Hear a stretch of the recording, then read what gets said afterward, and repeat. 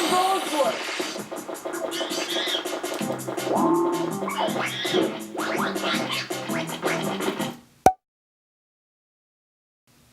Oh, hey guys, what's up?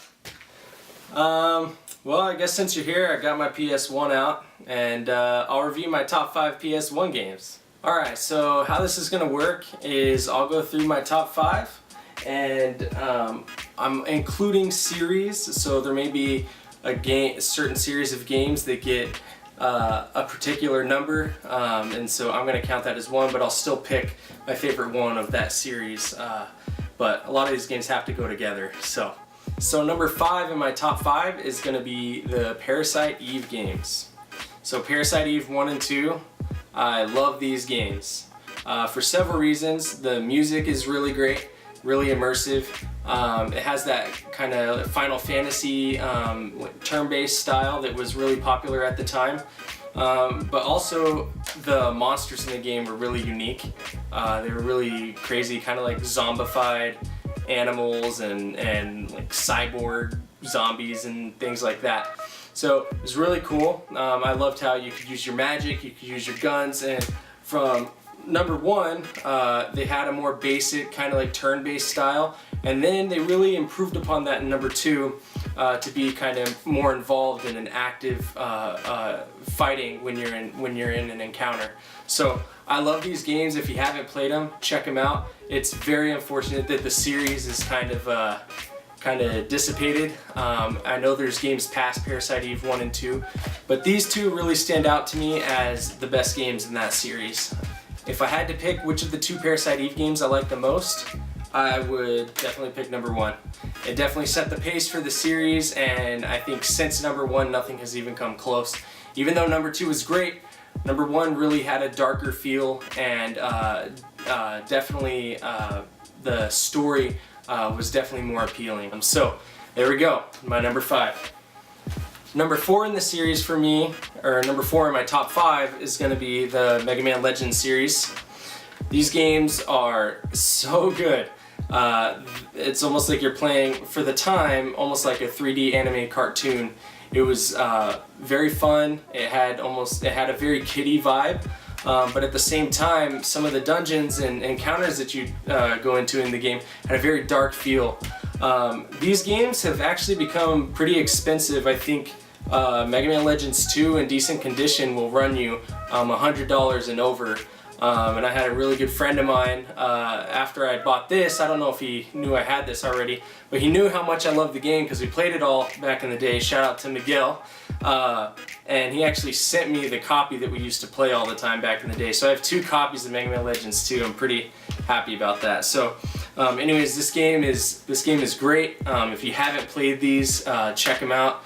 They're tons of fun. If I had to pick of these 2 which I like the best, I would actually pick Mega Man Legends 2. The first one was great, but this is one of those series where the creators and the story writers were somehow able to pull off something better the second time around and improve upon something that was near perfect. So Mega Man Legends 2, check it out. Alright, number 3 for me is gonna have to be Resident Evil, the classic original Resident Evil. It's one of the few games on PlayStation that actually had a case that was not just your normal square case, right?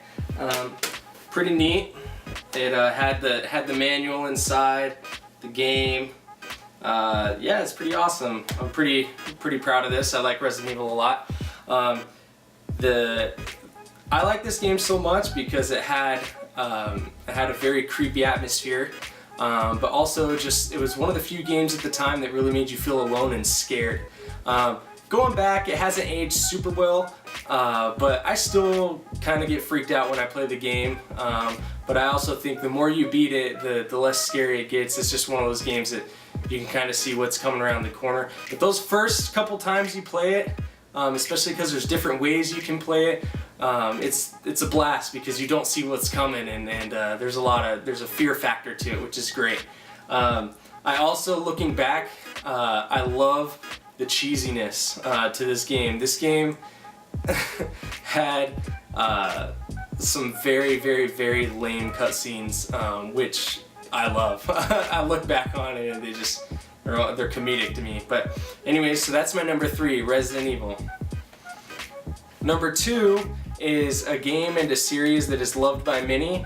It's had an unfortunate end at this point in time, but it definitely was off to a great start, and everything that followed it did a phenomenal job as well. And that is Metal Gear Solid. This game is a blast. This game definitely, I feel like, defined a certain era, or a certain part of my childhood. I remember just sitting in the back room of the house we lived in, and I would just, over one of my summers, just play this game non-stop. And different ways you beat it actually unlocked certain things at the end of the game. You were able to beat it a certain way and get like a camouflage cloak that lets you go invisible. You're able to beat it another way that gave you this bandana that lets you have infinite ammo on certain guns. Metal Gear Solid, just a great game. Music goes down as something that I think a lot of us remember. And I really like that it was set in that cold environment, because it made me feel more isolated. When I was in my room playing this game alone, as cheesy as it sounds, I felt like I was Solid Snake, right? Great game. So that's Metal Gear Solid, my number 2. And now we're gonna go over some honorable mentions, so to speak. I'll just point out a couple games that were almost made it but didn't, but that are still great games. One of these honorable mentions is the Dino Crisis series. Dino Crisis 1 and 2 on the PS1 were up there with Resident Evil. They really tried to pull off, and I think they did a great job, really tried to pull off the creepy atmosphere vibe, not knowing what's around the corner, except replace the zombies with dinosaurs. This game was great. Also Dino Crisis did something kind of like what Parasite Eve did. They had a certain mechanic in this game, and then they really went with the second one more action-y. Even though they still did a great job and the game was phenomenal. But if I had to pick one of the two, I would definitely go with Dino Crisis 1, because Dino Crisis 1 had the more survival horror feel that Resident Evil definitely set the foundation for. Another honorable mention would have to be Crash Team Racing. This is one of the few, if not the only, I'm not sure, I should look into that, Crash Bandicoot racing games. I'm sure there's more. Anyways, this one, after playing these new racing games, the new Mario Kart games and stuff, you go back to this and it's super outdated. But it's still a blast, the very unique items you could throw. The level designs were tons of fun, and it's just refreshing to play something kind of like kiddie racing other than Mario Kart sometimes. And this game definitely fulfilled that need, and still does. Sometimes I'll pop it in when some friends are around, and if they can stand the really poor graphics, we have a blast. It's super fun. So that's Crash Team Racing. If you like racing games and haven't played this, check it out. Alright, my number 1 game for the PlayStation 1 is a game that I think has a 10 out of 10 on all counts. That's game mechanics, music, art style, bosses, the encounters, and then just the layout of the maps in the game, or I guess the map, right?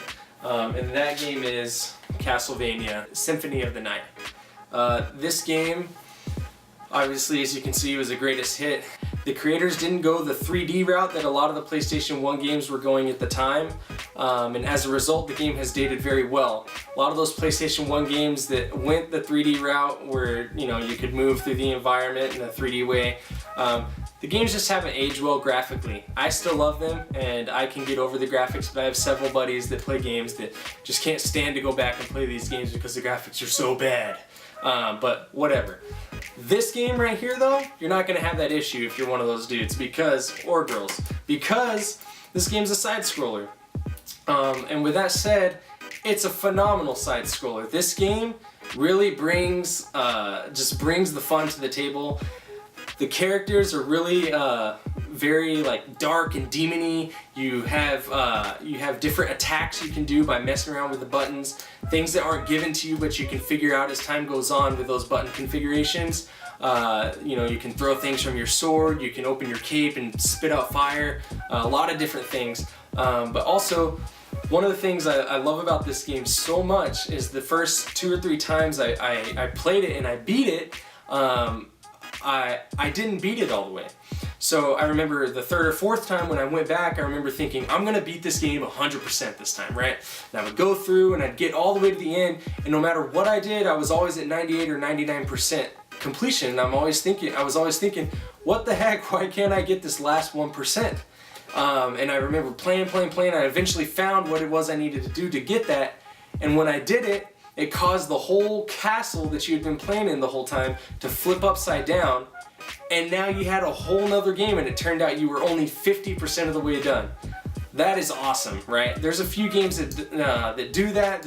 I remember talking about a Super Nintendo game in my last video that did something kind of similar. But that to me just gives me goosebumps, right? When games do that, and you've been so into it, and it's one of your favorites, and boom, you just get this whole other section of the game. I love that. The music's fun. Like I said, the characters are really cool. I love really dark, demony, like magical games, and this game is definitely at the top of that list.